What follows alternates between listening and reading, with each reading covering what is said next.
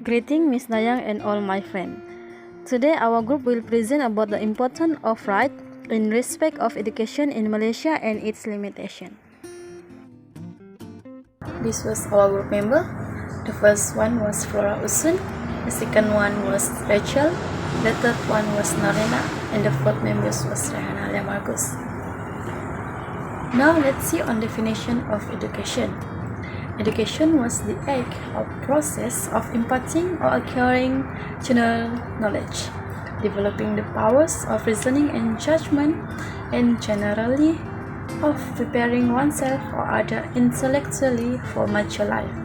Plus, it's a step to learn new skill and for a profession ahead. Importance of right in respect of education in Malaysia and its limitation. There are few importance of right in respect of education in Malaysia. Firstly, everyone has right to education. Every citizen in Malaysia has equal right to education, regardless of their religion or race, so that there's no children left behind. Thus, education also compulsory at least in the elementary and fundamental stages to reduce the percentage of illiteracy among Malaysia. Second, developing the potential of individual. Education shaping individual in holistic and integrated manner such as intellectual, emotional, balance, knowledgeable, well and competent, and has high moral standards suitable with the principle in the Malaysia to achieve courtesy and morality to be able to contribute to the harmony and betterment of family and society. Next is the limitation education in Malaysia. Firstly, access to education for stateless and undocumented children. There is no denying that children who are not complete, stateless, and documented do not get educational opportunities like other children. However, they can still get an education, but the fees charged are higher than the fees of school children in general, thus causing their families to be able to send their children to school, and indirectly this gives huge impact on their mental health as well as their family. Besides that, oriented towards exam and academic achievement, the education system in Malaysia is not as balanced as it seems. This is because they only care about academic achievement to neglecting manners and decency, especially from the aspect of manner and moral.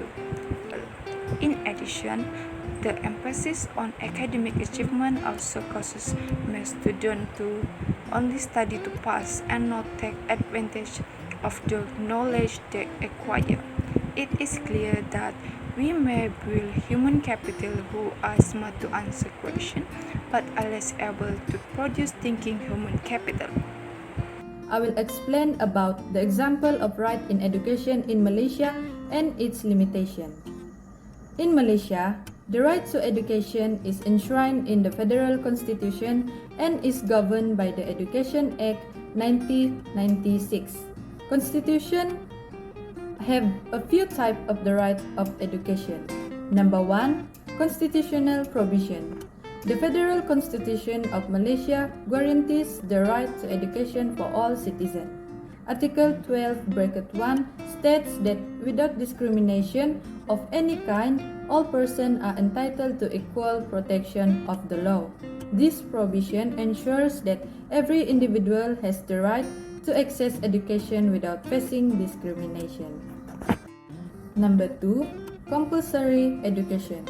In Malaysia, education is compulsory for children between the ages of 6 and 12 under the Education Act 1996.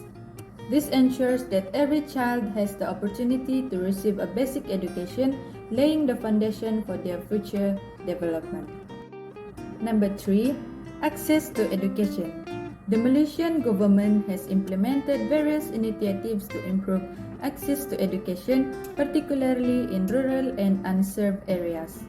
Efforts such as building more schools, providing transportation assistance, and offering financial aid have been undertaken to ensure that all children have the opportunity to attend school.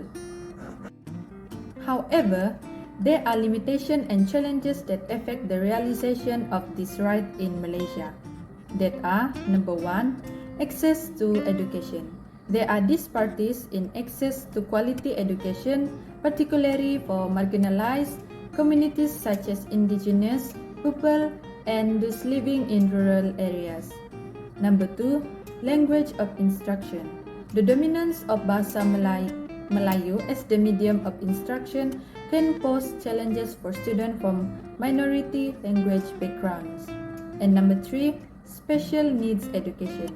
While efforts have been made to promote inclusive practices, there are still limitations in some of accessibility, support service, and trained professionals to cater to diverse learning needs. In conclusion, the rights in respect of education in Malaysia are protected under the Federal Constitution. Every child has right to receive primary and secondary education, and the government is responsible for providing free primary education. However, there are limitations to these rights, such as the availability and accessibility of education in rural areas and the disparity in the quality of education between different schools and regions. So, the government and stakeholders need to work towards overcoming these limitations and ensuring that every child in Malaysia has equal access to quality education. By investing in education and providing opportunity for lifelong being, Malaysia can empower its citizens and contribute to the overall development and progress education. Thank you.